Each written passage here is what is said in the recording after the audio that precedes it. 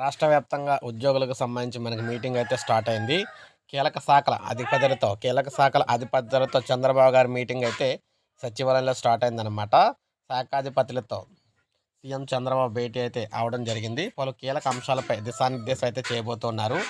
Budget ప్రతిపాదనలపై కూడా కీలక చర్చ అయితే జరగబోతుంది. అదేవిధంగా పథకాలకు సంబంధించి P4 విజన్‌కి సంబంధించి డాక్యుమెంటేషన్‌పై కూడా చర్చలు అయితే చేస్తున్నారు.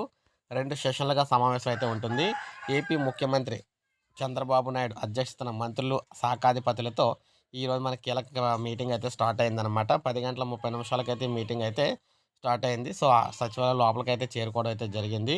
ఉదయం నుంచి రాత్రి 7 గంటల వరకు కూడా 2 సెషన్లుగా చంద్రబాబు గారు ఈ సమావేశాన్ని అయితే నిర్వహిస్తున్నారు. ఈ సదస్సులో ప్రభుత్వ ప్రాధాన్యాలు అధికారులకు సంబంధించి అధికారులకు వచ్చిన 7 నెలల్లో చేపట్టిన కార్యక్రమాలకు సంబంధించి సాయంత్రం విజయాలపై కూడా చర్చ అయితే చేస్తారు.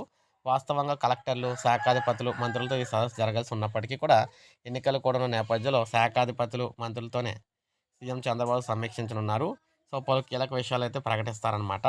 శాఖల వారీగా బడ్జెట్ ప్రతిపాదనపై కూడా దీనికి సంబంధించి చర్చిస్తున్నారు.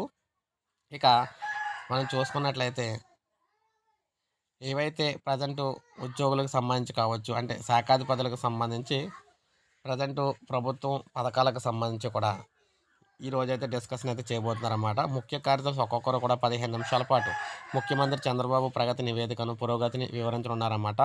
ముఖ్యంగా గ్రీవెన్స్‌పై దృష్టి పెట్టనున్నారన్నమాట చంద్రబాబు గారు. సో, ఇది మనకి లేటెస్ట్ అప్డేట్. ఒక లైక్ చేయండి, సబ్స్క్రైబ్ చేసుకోండి. మన ఛానల్ సబ్స్క్రైబ్ చేసుకోండి.